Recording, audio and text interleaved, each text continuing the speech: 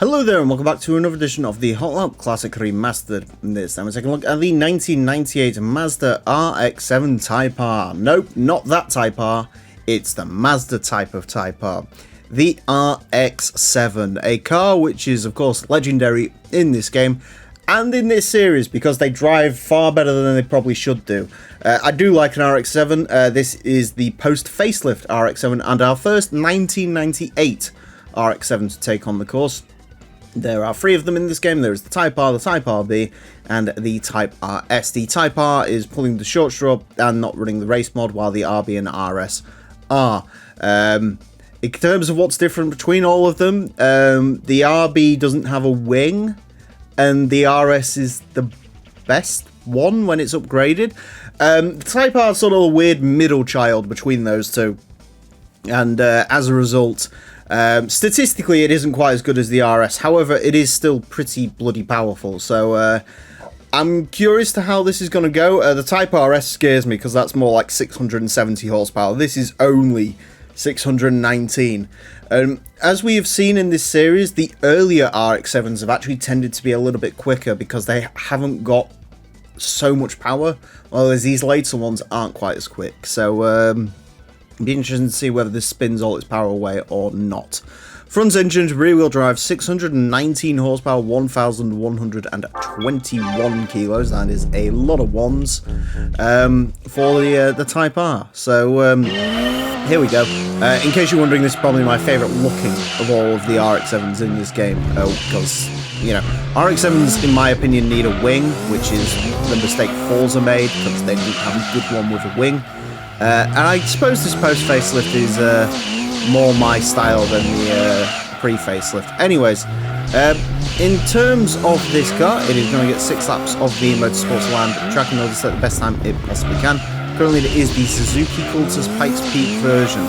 That car set a time of a 26.540. The Type R is unlikely to beat that.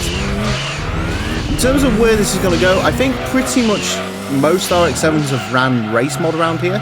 The only one that I remember not running race mod was the Type RSR from 97, which had about 500 horsepower, and that is... I've got to really fact check that, I can't at the moment.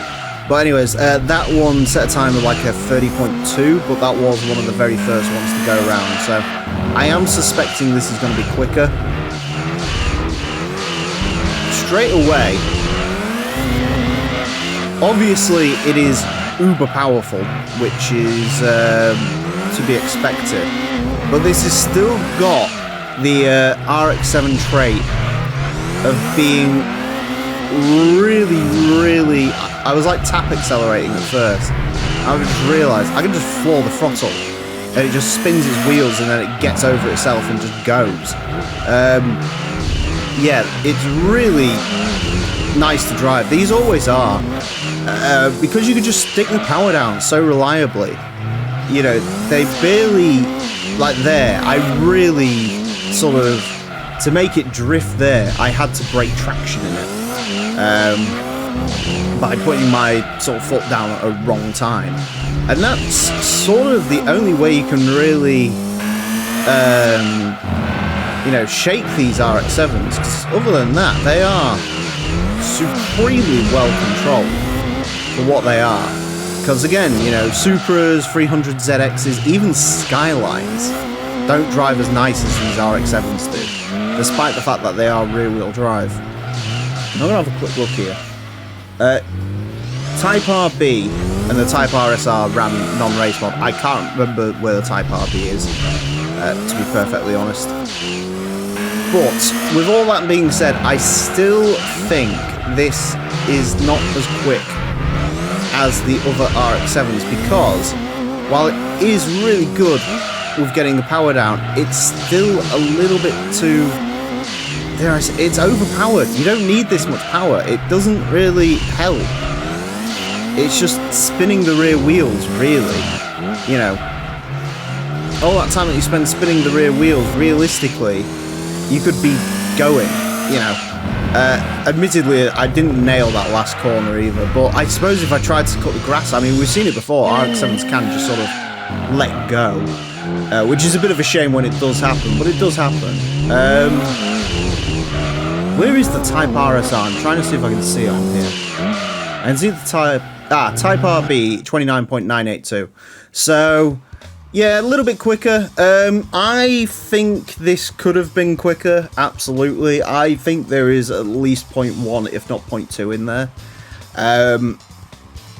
Maybe race mod would help. I think race mod will help these cars out, and it has done, because, you know, it's rear-wheel drive. It's still going to help. A little bit of downforce, at least, should help. But, yeah, it's a really nice car to drive, don't get me wrong.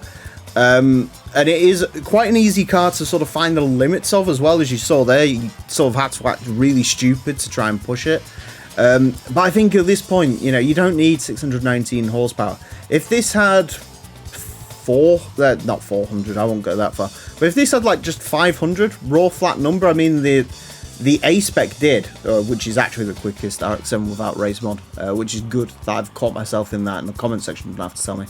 That's at a 29.586. Not only had like literally 500 horsepower, and that was absolutely spot on. So yeah, an interesting dichotomy. Anyways, 29.817 will place this into 138th. Goes in between the Roof BTR Type 1 and the Peugeot 206.